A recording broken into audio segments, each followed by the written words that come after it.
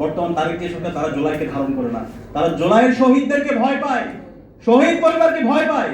আমরা দেখেছি 18 জুলাই যখন এদেশের মুক্তিকামী ছাত্র জনতা রাজপথে নেমেছিল, মাদ্রাসা শিক্ষার্থীরা যখন রাজপথে নেমেছিল, প্রাইভেট বিশ্ববিদ্যালয়ে আমার ভাই বোনরা যখন রাজপথে নেমে জীবন দিচ্ছিল, সেই সময়ে এই বিএনপির মির্জা ফখরুল ইসলাম আলমগীর কি বলেছেন সেটা আমরা জানি। সেদিন বলেছে ছাত্রদের যে আন্দোলন সেটার সাথে আমরা নাই। তারা এই জুলাই বিপ্লবকে ধারণ করে না।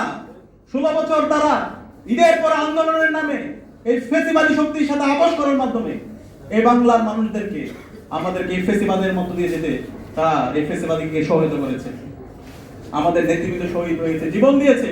সেই 13-14 সাল আমরা দেখতে পেয়েছি যখন তাদের নেত্রী মার্চ ফর ডেমোক্রেসির ঘোষণা দিয়েছিল, তারা সবাই আপোষ করে ঘরে বসেছিল। আমাদের নেতৃবৃন্দ, আমাদের কর্মীরা, শহীদ মনসুররা রাজপথে নেমে জীবন দিয়েছে। তারা একটা বালুটা সরাইতে পারে না। আজকে তারা বিপ্লবী সাজে। এবং এই বিপ্লবের কঠিন সময়গুলোতে আমরা ইসলামী ছাত্র শিবির আমরা এই আন্দোলনের নেতৃত্ব দিয়েছি। কঠিন সময়ে যখন সবাই আপোষের কথা বলেছে, ক্যাম্পাস করার কথা বলেছে, সেই সময়ে শহীদদের আত্মত্যাগের মাধ্যমে আল্লাহর সাহায্যে সেই 19 জুলাই থেকে 1 আগস্ট পর্যন্ত প্রথম সারির সমন্বয় কর্মসূচিতে ইসলামী ছাত্র শিবিরের দায়িত্বশীল জনশক্তিরা আমরাই এই আন্দোলনকে সফলতার ধারবান্তে নিয়ে গেছি। আন্দোলন নীতি নির্ধারণ করা, মাঠ পর্যায়ে সমন্বয় করা এবং শহীদ আহত পরিবারের সাথে যোগাযোগ করা এবং সেকেন্ড লেয়ারের সমন্বয়দেরকে সেফ হোমে রাখার ব্যবস্থা করা, দেশীয় এবং আন্তর্জাতিক যত স্টেক হোল্ডার আছে তাদের সাথে যোগাযোগ করা এবং অফলাইনে যোগাযোগ করার মাধ্যমে আন্দোলনকে সারা দেশব্যাপী ছড়িয়ে দেওয়া, এই সকল কাজের সাথে ইসলামী ছাত্র শিবির জড়িত ছিল।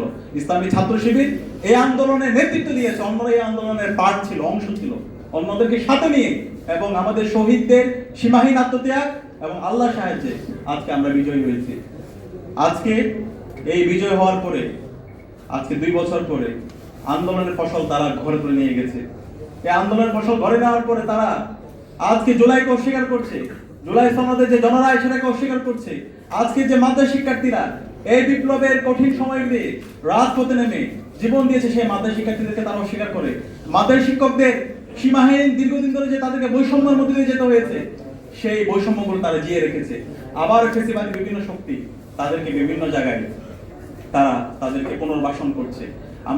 আমরা বর্তমান সরকার, তারেক যে সরকারকে আমরা অনুরোধ করব, আপনারা এমন কোনো কাজ করবেন না যেটার মাধ্যমে এই জাতি আপনাদেরকে আজীবন ঘৃণা করে। আমরা চাই আপনারা এখন সময় আছে, আপনারা এখনই নিজেদেরকে সংশোধন করেন। এমন কোনো কাজ করবেন না যার মাধ্যমে ইতিহাসের পাতায় আপনাদেরকে গাদ্দার হিসাবে এই জাতি স্মরণ রাখে। আমরা আশা করব জুলাই শহীদদের যে আকাঙ্ক্ষা, একটা ইনসাফের বাংলাদেশ, শহীদদের আকাঙ্ক্ষার আলোকে বাংলাদেশ, সে বাংলাদেশ বিনির্মাণের জন্য আপনারা সবাইকে সাথে নিয়ে কাজ করেন।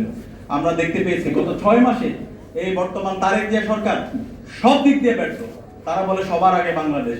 আমরা দেখতে পাই সবার আগে হলো বিএনপি, সবার আগে সন্ত্রাস, সবার আগে ক্যাম্পাসগুলোতে শিক্ষার্থীদের উপর হামলা। এর বাইরে আমরা তাদের আর কিছু দেখতে পাই না। এবং আমরা দেখতে পাচ্ছি বর্তমানে আমাদের জ্বালানির দাম আবার বেড়ে গেছে।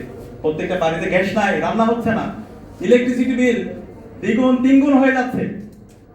এই ধরনের আমাদের প্রত্যেকটা জায়গায় অবস্থাপনা, জেলা প্রশাসক এবং বিভিন্ন নগর কেন্দ্রিক সিটি কর্পোরেশনগুলোতে প্রশাসক বসিয়ে রাষ্ট্রের টাকা অবৈধভাবে তারা বিভিন্ন জায়গায় ব্যয় করে তাদের নিজের ক্যাম্পেইন করছে।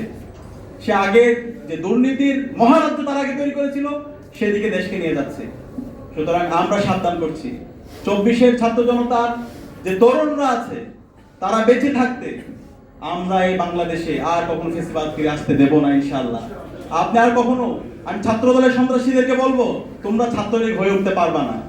আমরা তোমাদেরকে সতর্ক করছি, সাবধান করছি, সভ্য রাজনীতিতে তোমরা ফিরে আসো। যদি না আসো, বাংলাদেশে ছাত্রলীগের যে পরিণত হয়েছিল 17 জুলাই ছাত্রলীগের সন্ত্রাসীদেরকে যেভাবে বাংলাদেশের প্রত্যেকটা ক্যাম্পাস থেকে বের করে দিয়ে প্রত্যেকটা ক্যাম্পাস সন্ত্রাস মুক্ত করা হয়েছে, তার চাইতে খারাপ পরিণতি তোমাদের হবে। তোমরা ইতিমধ্যে দেখতে পাইছো বাংলাদেশের ছাত্র সংসদ নির্বাচনগুলো, 5টা ছাত্র সংসদ নির্বাচন হয়েছে, প্রত্যেকটা নির্বাচনে শিক্ষার্থীরা তোমাদেরকে প্রত্যাখ্যান করেছে এবং পরবর্তীতে তোমরা সেই ভয় পেয়ে তোমরা গণতন্ত্রের কথা বলো। শাহজালাল বিজ্ঞান প্রযুক্তি বিশ্ববিদ্যালয়ের যে নির্বাচন, সেই নির্বাচনকে তোমরা আর হইতে দাও নাই। বেগম রোকেয়া বিশ্ববিদ্যালয়ের নির্বাচন তোমরা হইতে দাও নাই। আমরা দেখতে পেয়েছি পরবর্তীতে এখন প্রত্যেকটা ক্যাম্পাসে যে ছাত্র সংসদ নির্বাচন সেগুলো তারা হইতে দিচ্ছে না। তারা ছাত্রদেরকে ভয় পায় আমরা তাদেরকে বলছি, আমরা এই ছাত্র দলের সন্ত্রাসীদেরকে বলছি, তোমরা সাবধান হয়ে যাও, তোমরা সতর্ক হয়ে যাও। সন্ত্রাসের রাজনীতি এই বাংলাদেশে আমরা আর ফিরে আসতে দিব না। ক্যাম্পাসের মধ্যে গণরম গ্যাস্ট্রোমের রাজনীতি আমরা আর এই বাংলাদেশে এই ক্যাম্পাসগুলোতে আমরা ফিরে আসতে দেব না। আমরা তারেক জিয়াকে অনুরোধ করবো, আপনি আপনার এই গুন্ডাদেরকে সামলান। আমরা মন্ত্রীদেরকে আহ্বান করব, এই যারা গুন্ডা আছে সেই গুন্ডাদেরকে সামলান। যারা এই হামলার সাথে জড়িত আছে, এই হামলার সাথে জড়িত প্রত্যেককে আইনের আওতায় নিয়ে আসেন। তারা আপনাদেরকে গর্ত ফেলানোর জন্য তারা প্রস্তুতি নিচ্ছে। সুতরাং এরা হচ্ছে আপনাদের শত্রু। এই যারা ছাত্র দলের সন্ত্রাসী আছে, সন্ত্রাসীদেরকে দ্রুত সময়ের মধ্যে বিচার আওতায় নিয়ে আসেন। আমরা একই দেশের সাথে দেখতে পেয়েছি সিলেটের মধ্যে জুলাই যাত্রায় যে কর্মসূচিগুলো হয়েছে সেখানে দফায় দফায় হামলা হয়েছে। আলিফের উপর হামলা করে তার চোখ আজকে সে অন্ধ হয়ে গেছে। আজকে তার চোখ অন্ধ হয়ে যাওয়ার মাধ্যমে আজকে আমরা দেখতে পাচ্ছি এই পুরো সরকার আমাদের কাছে মনে হচ্ছে তারা অন্ধ হয়ে গেছে। তারা এই অন্যায় দেখছে না। তারা এই বর্তমান প্রধানমন্ত্রী সেই সন্ত্রাসগুলো আমাদের কাছে মনে হচ্ছে প্রশ্রয় দিচ্ছে, কারণ তিনি এই সন্ত্রাস বন্ধ করার জন্য তার কোনো উদ্যোগ নেই। আমরা আশা রাখবো এখনো সময় আছে, এখনো সুযোগ আছে। দ্রুত সময়ের মধ্যে ক্যাম্পাসের মধ্যে সন্ত্রাস বন্ধ করুন। ক্যাম্পাসের মধ্যে যে গণতান্ত্রিক পরিবেশ আছে সেই গণতান্ত্রিক পরিবেশ সহাবস্থান সেই জায়গায় সহাবস্থান নষ্ট হয় এমন কোনো কাজ করবেন না।